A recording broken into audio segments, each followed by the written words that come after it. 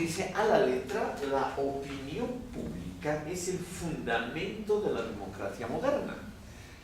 No solo por permitir que todos puedan expresar sus deseos y sus esperanzas, sus temores y sus miedos, sino porque este proceso impulsa al público lector o al público oyente. Muchas veces en los cafés una persona a la que sabía leer leía un libro o un periódico al resto de los asistentes, de los comensales, sino porque este proceso impulsa al público lector y oyente a razonar, es decir, a argumentar en forma tal en que los deseos y las esperanzas de cada uno puedan ser agregadas, es decir, incorporadas a ideales colectivos más o menos razonables.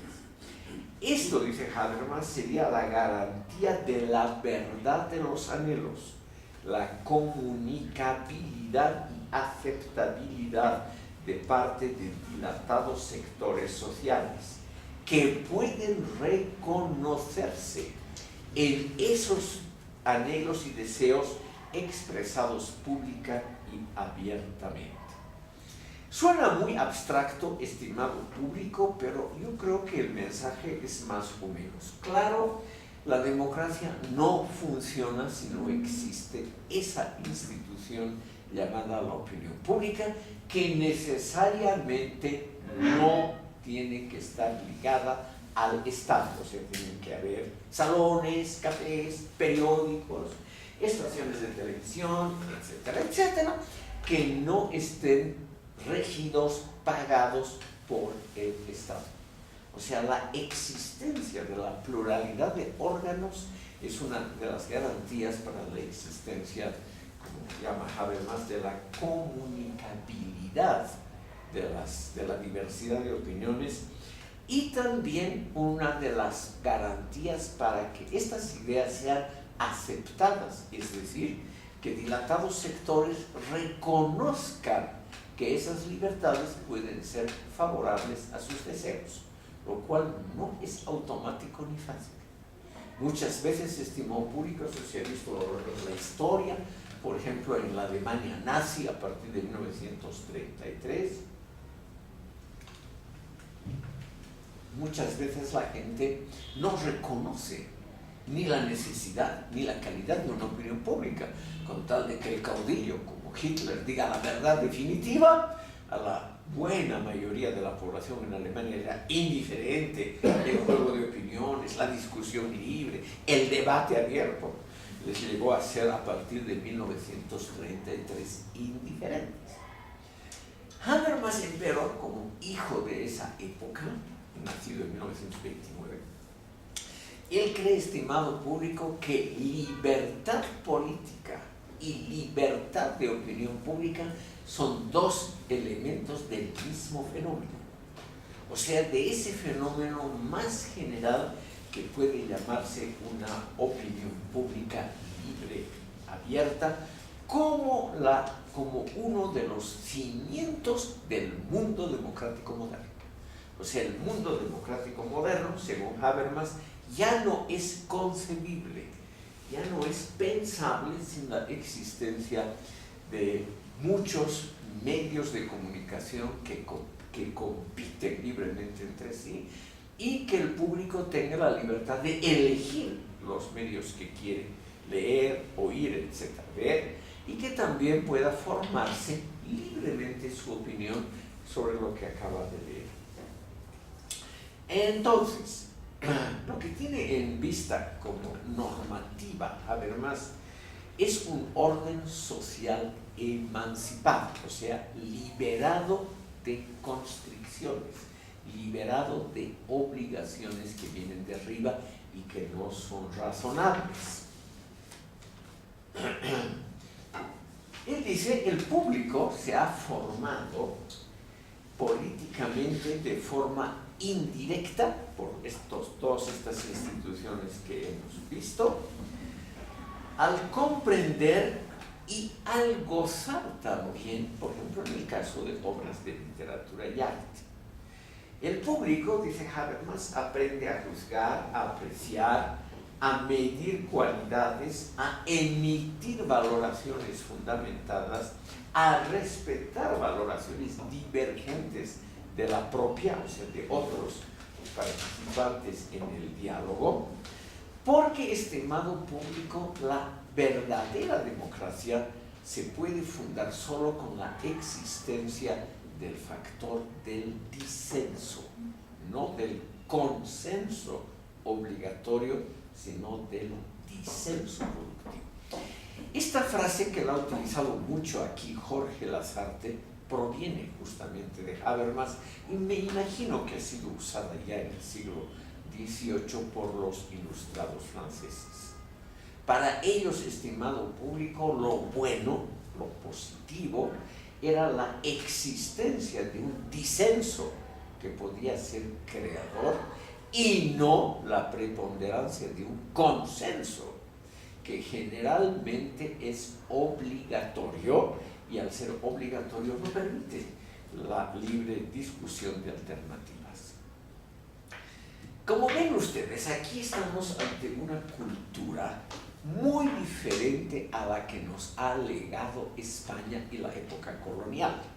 Aquí en la colonia, estimado público, lo positivo era visto en el consenso de todos, en que todos tengan más o menos la misma opinión, la misma religión, el mismo amor al rey, el mismo aprecio, aunque sea de boca para afuera, por las leyes.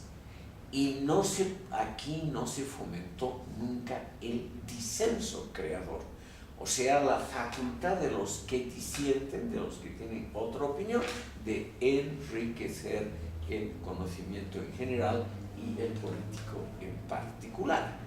Y la verdad es que los políticos y también partidos e intelectuales de izquierda, el mejor ejemplo es René Zabaleta Mercado, nunca se han preocupado por la vigencia de derechos humanos que estén anclados en el disenso. Más bien, él quería crear consensos más o menos obligatorios sobre muchos asuntos, como en general, todos los marxistas, con unas pocas y muy loables excepciones.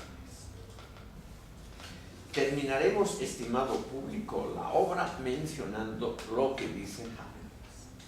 Él dice, por medio de ese ejercicio del disenso creativo, se aprende a rechazar juicios, resoluciones acompañadas de violencia, opiniones que vienen de arriba formuladas, cuya fuerza de convicción es el poder de los funcionarios que están detrás de esas convicciones. El pluralismo, dice Habermas, también nos enseña a cuestionar opiniones avaladas por la tradición, por más científica que sea esa tradición, por más interesante y sobre todo por más popular que sea esa tradición. Entonces, aquí, según Habermas, la libertad de pensar, el libre debate, el pluralismo de ideas, nos vacuna contra los mitos extendidos, es decir, contra los prejuicios sociales que se forman ineludiblemente en toda sociedad. En toda sociedad, estimado público, existen mitos profundos en los cuales la opinión pública, obviamente, se exime de todo esto a los estudiantes de filosofía, pero la gente normal cree en mitos colectivos. Es por eso, creo yo, la importancia del libro, lamentablemente muy caótico, de Guillermo Frankovich, que se llama Los mitos profundos de Bolivia, que ha sido publicado en 1980 y que hasta ahora nunca ha sido ampliamente discutido, y menos en el ámbito universitario y académico. Habermas dice, lo bueno del pluralismo es justamente discutir y criticar los mitos extendidos como prácticas sociales o como creencias intelectuales que se convierten, simplemente por la repetición, se convierten en verdades, lo cual es evidentemente la esencia de todo mito. O sea, todo mito es creído no por su calidad intrínseca, sino porque es algo extremadamente extendido en toda la población. Finalmente, estimado público, aquí hay un principio racionalista para establecer algunas reglas de convivencia. Dice Habermas, ese pluralismo de ideas es lo más favorable a los sistemas democráticos contemporáneos, o sea, libre juego de partidos políticos, discusión en el Parlamento de estas opiniones, formación de leyes solo después de amplios debates, donde no solamente las diversas opiniones debaten en el Parlamento, sino donde hay una discusión pública en los medios de comunicación. Es decir, ¿qué es un parlamento? Este es el valor que Habermas da a esa institución. Es en el fondo como un pequeño grupo que representa, así elegido, un pequeño grupo que representa a la sociedad, y el mejor parlamento es aquel donde no hay un partido dominante, es decir, donde existe una amplia pluralidad de grupos políticos representados. Esto va muy claramente contra las ideas totalitarias de cómo debe ser un parlamento. Bajo Stalin, bajo Hitler, bajo Mussolini, seguían existiendo parlamentos, o como en Cuba ahora, pero eran parlamentos que habían sido elegidos por un solo partido político, donde no había habido una discusión de alternativas electorales. Entonces, un parlamento, en el caso de que funcione adecuadamente, según Habermas, con esa pequeña reserva, en el caso de que funcione adecuadamente, es como un foro público de alta calidad que discute alternativas. Cuando se propone una ley, los diputados contrarios, sobre todo, muestran los lados negativos que puede tener la nueva ley. Entonces, el resultado, si es que funciona adecuadamente, es naturalmente una ley depurada de sus aspectos negativos. Termino esta primera parte, estimado público, criticando también a Habermas. Todo esto funciona muy bien en la mera teoría, es lo que se le ha criticado de antemano.